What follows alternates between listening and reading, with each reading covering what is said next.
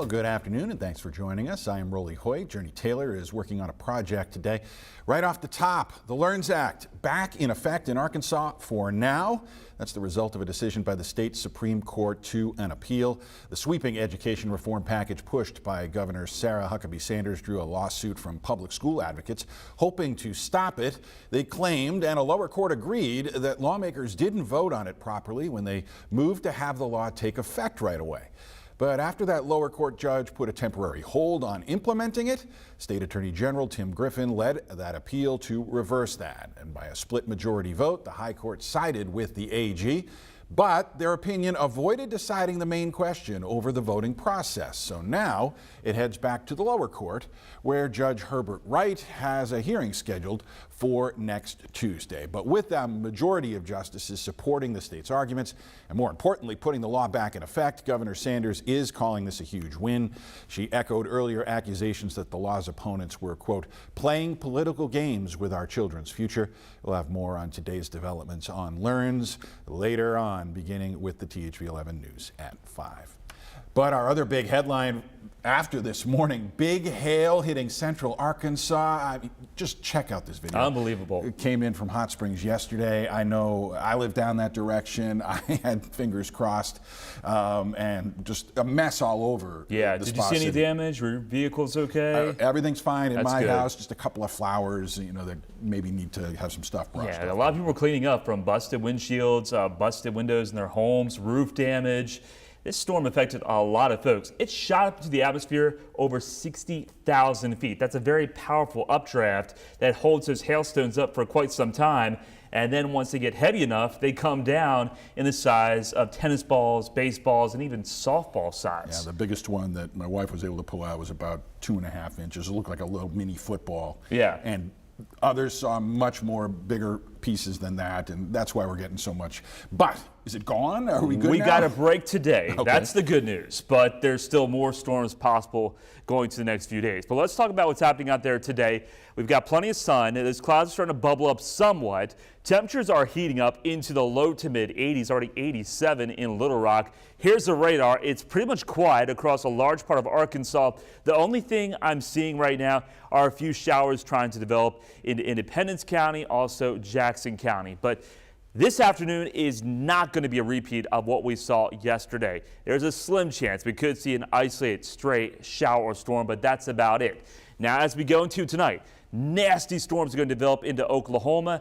As it makes its way into the natural state, it will weaken. However, this could still pack quite a punch for western Arkansas and southwest Arkansas through the overnight hours. Highs today, I think we're going to hit the low 90s with all that sunshine. And here's the severe weather risk for the next 3 days. So we got that potential out there tonight, primarily for southwest and west Arkansas. Look what happens on Friday. We're back into the 2 out of 5 zone, or a low risk. We could see strong to severe thunderstorms once again.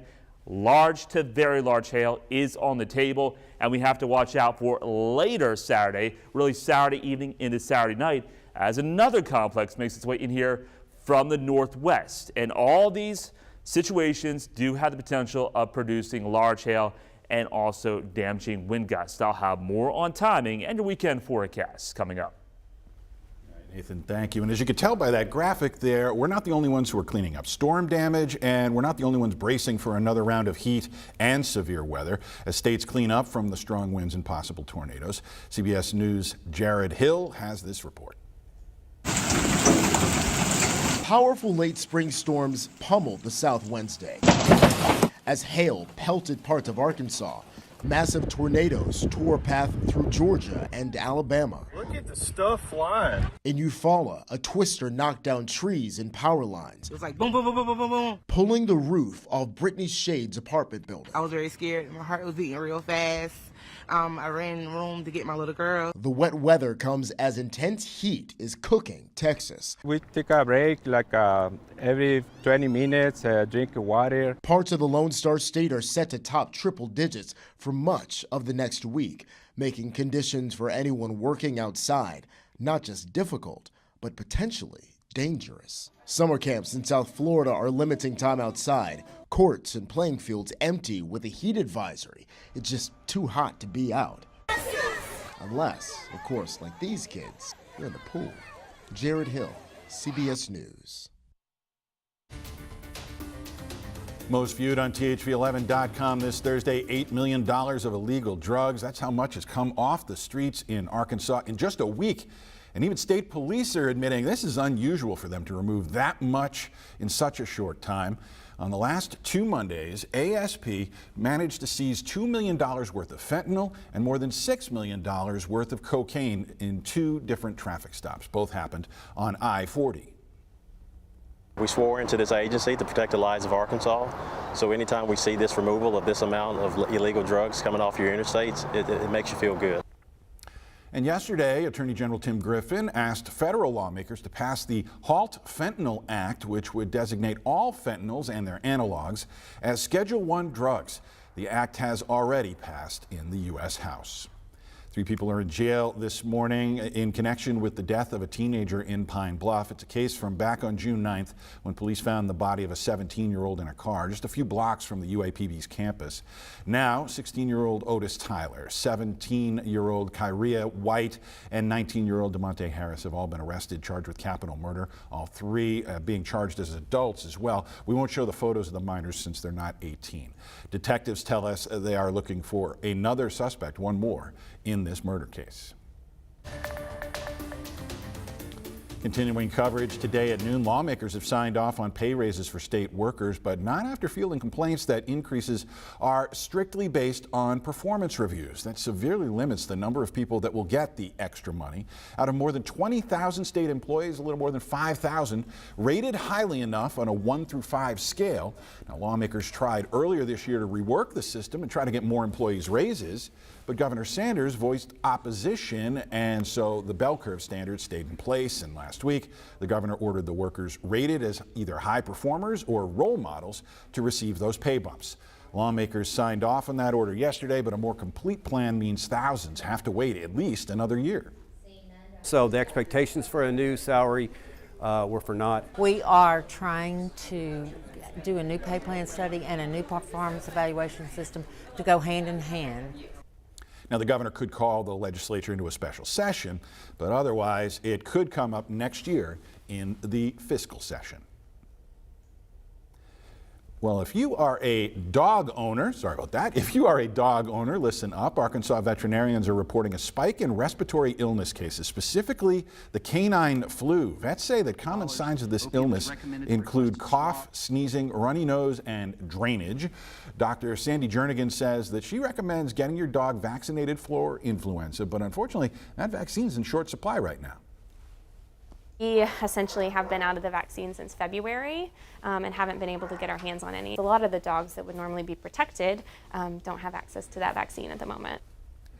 So experts say close contact from grooming facilities or dog parks can increase your risk of your pup catching the flu. The CDC says if your dog does develop a cough, talk to your vet to see if you need to get an appointment, and then do your best to keep them away from other animals. Check this out. Researchers say that having patients simply blow into a bag could reveal if they have certain types of cancer, including GI cancers like stomach, pancreatal, and esophageal. British doctors are busy taking breath samples with a technology that's similar to a breathalyzer. Metal tubes capture the vapor and gases from a patient's breath, and then high-tech machines identify links between the compounds and cancer. They hope tests can catch the disease early.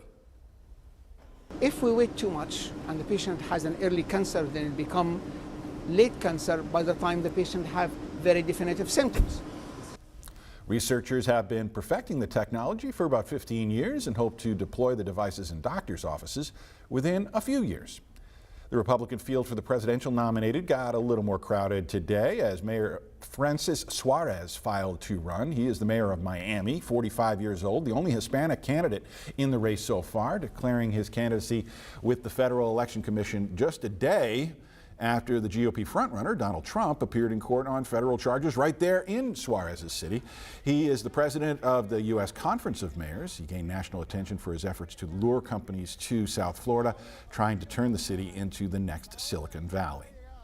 And in wake of that historic arraignment, former President Donald Trump and his legal team are arguing he was within his rights to take the disputed documents at the center of the case after he left the White House. Under the Presidential Records Act, which is civil, not criminal, I had every right to have these documents. It's an absolute right. This is the law. The reason why this argument is so hard to make that these are personal records and not presidential records or agency records is because they're classified documents on their face. They're literally created by another agency with classified information. Now, this is the first time the Federal Justice Department has ever charged a former president with a crime. The judge in the case barred Mr. Trump from talking to potential witnesses, but since many of those witnesses worked for him, enforcing that order could be difficult. Flexible workspace companies all took a hard hit during the pandemic, and now those businesses are hoping to make a comeback. As Christian Benavides reports, there's one city that appears to be leading the pack. Nir Ashkenazi's Groomer.io is a small startup helping people run pet grooming businesses. He launched in California, then moved to Florida during the pandemic and wanted a space at this WeWork in Miami's Brickell neighborhood. But you couldn't get it? Yeah, there was a 7-month waiting period. He waited and finally landed this small office. You're really surrounded by really driven, really focused people. Americans left northern states and California during the pandemic, and demand for flexible co-working spaces has followed. From 2019 to 2021, San Francisco saw occupancy drop 24%, but in other parts of the country it boomed, with Indianapolis and Miami leading the way. WeWork's Nick DeMarini says Miami is the company's hottest market right now. A 96% occupancy, as well as having basically a wait list at every location. You can't sell it fast enough down here. Basically. That's good news for WeWork, which recently restructured to avoid bankruptcy. The company is shutting down underperforming locations and focusing on regions with high demand. These talent trends of where people want to work and businesses follow, there's just this universal need for flexibility. New York-based Bevel PR, a firm that reps fintech and crypto companies, just expanded in Miami and also secured space at WeWork. Martina Vargas was their first Florida hire. They saw the demand for our work in the tech industry down here. And with many workers favoring remote jobs, the demand for flexible workspaces is expected to keep growing. Christian Benavides, CBS News, Miami. A group of teens in Pine Bluff are making memories and learning to save lives. All happening at a summer camp and coming up at 12/17. We're going to take you there to the city's Junior Fire Department Fund. And Nathan?